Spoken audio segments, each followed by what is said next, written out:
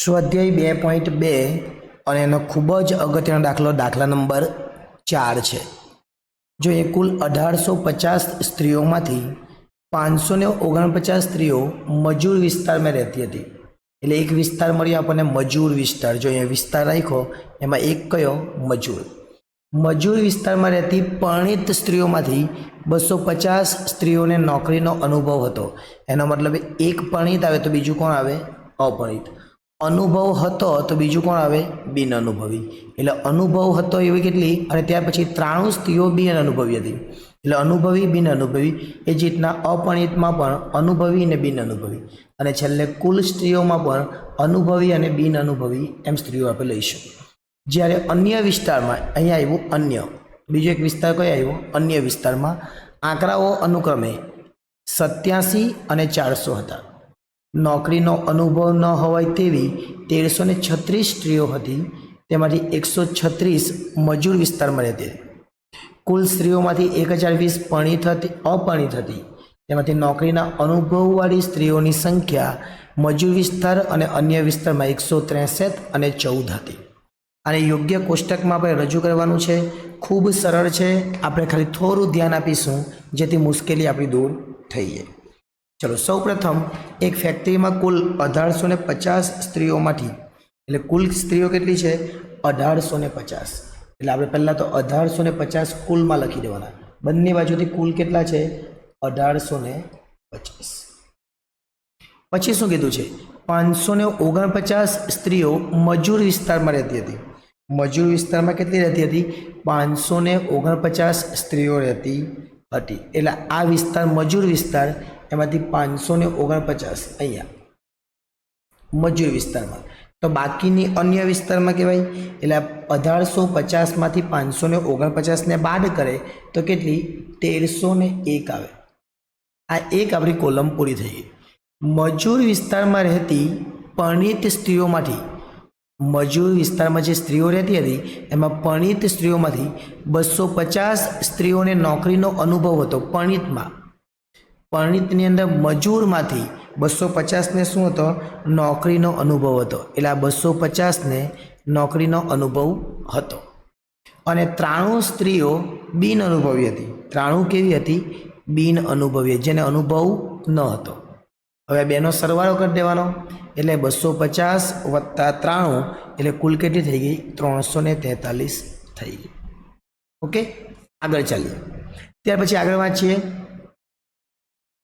જ્યારે અન્ય વિસ્તારમાં રહેતી સ્ત્રીઓ માટે આ આંકડા 87 અને 400 હતા। આ જ આંકડા, એટલે અહીંયા 87 અને 400, એટલે કુલ કેટલા થઈ ગયા?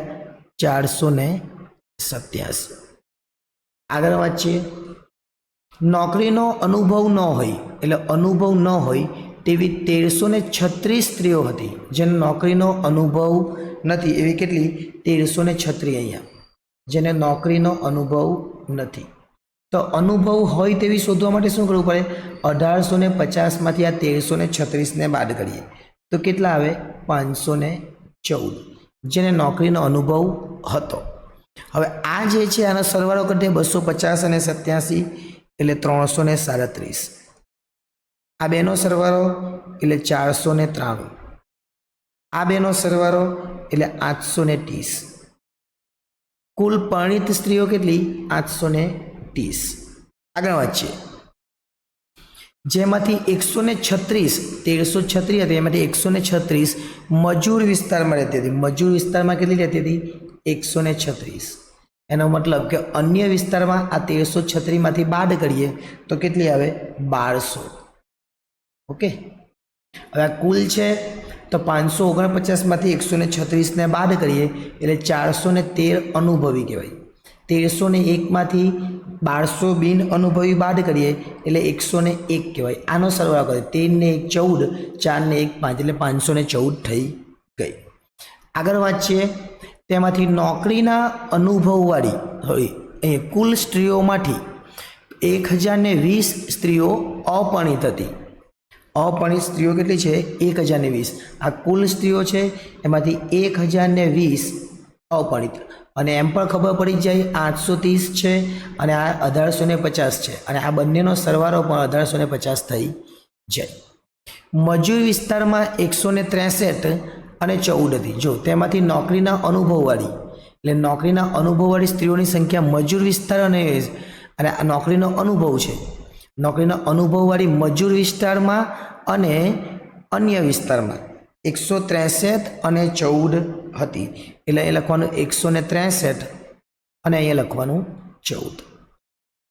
કુલ આ બંનેનો સરવાળો કરીએ તો 177 થાય અને આ 1020માંથી 177 ને બાદ કરીએ તો 843 થાય. હવે એકદમ સરળ, અહીંયા બિન અનુભવી, અહીંયા બિન અનુભવી ને અહીંયા બિન અનુભવી. તો આ 136માંથી આપણે આ બિન અનુભવી બાદ કરવાનું. એટલે 136માંથી આપણે 93 ને બાદ કરીએ તો બિન અનુભવી કેટલી મળે? 43 એટલે કે 43 મળે. એ જ રીતના આ 1200માંથી આપણે આ 400 ને બાદ કરીએ તો કેટલા મળે? બિન અનુભવી 800 મળે. હવે આ બંનેનો સરવાળો જ કરી દેવાનો આપણે. 163 અને 43 એટલે 206. ચેક કરવું હોય તો કરી લેવાનું. આ 343 અને 206 એટલે 549. એ જ રીતના અહીંયા 1020માંથી 206 બાદ કરો તો પણ 814 આવે અને આ બંનેનો સરવાળો કરો તો પણ 814 આવે. અને ત્યાર પછી આ 487 અને 814નો સરવાળો કરે તો પણ 1301 આવી જાય. એટલે આખું કોષ્ટક એકદમ જ સરળતાથી બની જાય અને એકદમ જ સરળતાથી આપણે આ દાખલો ગણી શકીએ. એટલે આ દાખલા નંબર 4 હતો. કયો હતો? દાખલા નંબર 4. આપણે આ અગાઉ દાખલા નંબર 1 અને 2 પણ બનાવેલો છે. 3માં ફક્ત કોષ્ટક છે એટલે આપણે બનાવ્યું નથી. અને આ જે દાખલો હતો ખૂબ અગત્યનો હતો. આવા ઘણા દાખલાઓ પરીક્ષામાં પૂછાય છે, પરંતુ સૌથી અગત્યનું છે એ કોષ્ટક છે. પરિણીત, અપરિણીત, એમાં અનુભવી, બિન અનુભવી, આ આપણને રકમ પરથી ખબર પડે. એટલે જો વિડીયો ગમ્યો હોય તો લાઇકની સાથે સાથે નવું જે હાઈ ફીચર્સ આવેલું છે એ પણ કરજો અને અન્ય વિદ્યાર્થીઓ સુધી આ વિડીયો પહોંચે એટલા માટે વિડીયોને શેર પણ કરજો. આભાર.